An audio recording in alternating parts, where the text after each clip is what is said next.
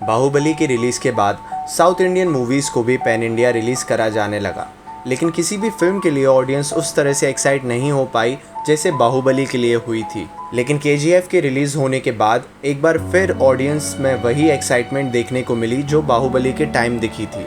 जिस दिन से केजीएफ का टीज़र रिलीज़ हुआ था, उस दिन से ही फिल्म पुराने रिकॉर्ड्स तोड़ती जा रही थी।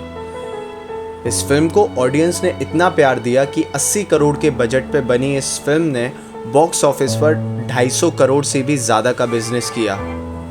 फिल्म को देखने के बाद आप सभी के मन में सवाल आया होगा कि क्या है ये केजीएफ। तो चलिए आज इस वीडियो में हम आपको इस सवाल का जवाब देंगे कि क्या है ये केजीएफ और इसका सुनहरा इतिहास। केजीएफ यानी कोलार गोल्ड फील्ड कर्नाटका के कोलार डिस्ट्रिक्ट में आने वाली एक माइनिंग रीजन यानी खनन क्षेत्र है। साथ ही साथ ये एक टाउन भी है जहां 2,60,000 लोग लगभग रहते हैं और ये वही लोग हैं जिनके पूर्वज कोलार माइन में काम करते थे। एक समय में केजीएफ भारत की सबसे बड़ी गोल्ड माइन हुआ करती थी और इसके अंदर से 900 टन से भी ज़्यादा का सोना निकाला जा चुका है। क्या आपको पता है कि एक समय था जब भारत का 95% सोना इस अकेली खदान से ही निकाला जाता था और उस वक्त भारत को दूसरे देशों से सोना इंपोर्ट कराने की ज़रूरत नहीं पड़ती थी। 2018 के पहले तक कोई इस नाम को नहीं जानता था, लेकिन फिल्म के रिलीज़ के बाद ये नाम सबकी नज़रों में आ गया। वैसे तो इस फिल्म की स्टोरी फिक्शनल है, लेकिन इस खदान का इतिहास फिल्म की तरह ही काफ़ी इंटरेस्टिंग है। बताया जाता है इस खदान में सोने की खोज किंगडम ऑफ मैसूर के समय से ही शुरू हो गई थी, लेकिन टेक्नोलॉजी की कमी की वजह से ये काम बड़े स्तर पर नहीं हुआ। लेकिन अंग्रेज़ों के आने के बाद माइनिंग के काम ने काफ़ी तेज़ी पकड़ी। दरअसल अंग्रेज़ों के आने के पहले भी यहाँ सोने होने की खबरें छपती रहती थीं। यहाँ रह रहे लोग अक्सर ये दावा करते थे कि इस ज़मीन के नीचे भी काफ़ी सोना है, लेकिन टेक्नोलॉजी के अभाव के चलते माइनिंग का काम शुरू नहीं हो पाया। लेकिन ब्रिटिश राज आने के बाद 1871 में माइकल लावेल नाम के एक रिटायर्ड फौजी को यहाँ सोना होने की रिपोर्ट्स के बारे में पता चला और उसने माइनिंग शुरू कर दी। लगभग 5-6 साल तक उसने यहाँ पर खुदाई और सर्वे कराए, जिसमें वो यहाँ पर सोना ढूंढने में सफल रहा। लेकिन माइकल बड़े स्केल पे माइनिंग करना चाहता था और पैसे कम होने की वजह से उसने इन्वेस्टर्स ढूंढने शुरू कर दिए। इसके बाद केजीएफ की माइनिंग का काम एक British mining company John Taylor and Sons को दिया और साल 1880 में इस कंपनी ने केजीएफ को अपने अंडर ले लिया। यहाँ पर काम कर रहे मजदूरों का काफ़ी बुरा हाल था। मशीनरी तो दूर की बात है, उस वक्त खदान में बिजली तक नहीं होती थी और बेचारे मजदूरों को सारा काम खुद करना पड़ता था।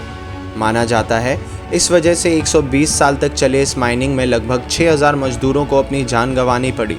कंपनी ने आते ही माइनिंग के काम को काफ़ी तेज़ रफ्तार से करना शुरू कर दिया था, पर इतनी रफ्तार से भी वो संतुष्ट नहीं थे। इसलिए साल 1890 में कंपनी के द्वारा यहाँ पर नई और काफ़ी आधुनिक मशीनें लगाई गईं।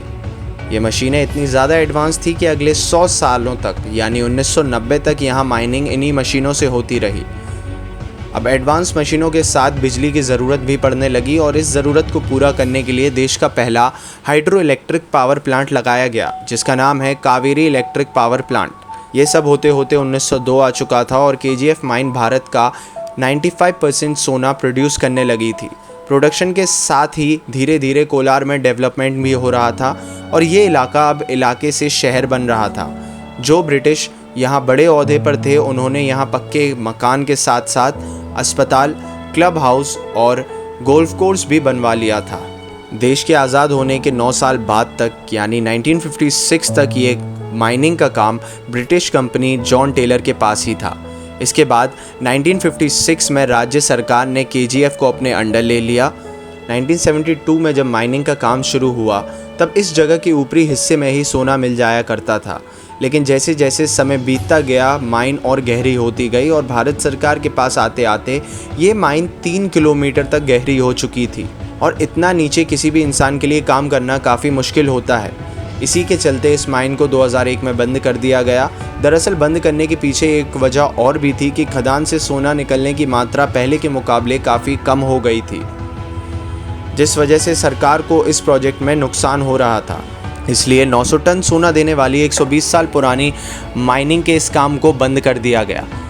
तो ये थी KGF की असली कहानी। आपको कैसी लगी कमेंट सेक्शन में ज़रूर बताएं और ये भी बताइए कि क्या आप KGF पार्ट 2 जो 14 अप्रैल को रिलीज़ होने जा रही है देखने जाएंगे। Bureau report, Delhi up to date.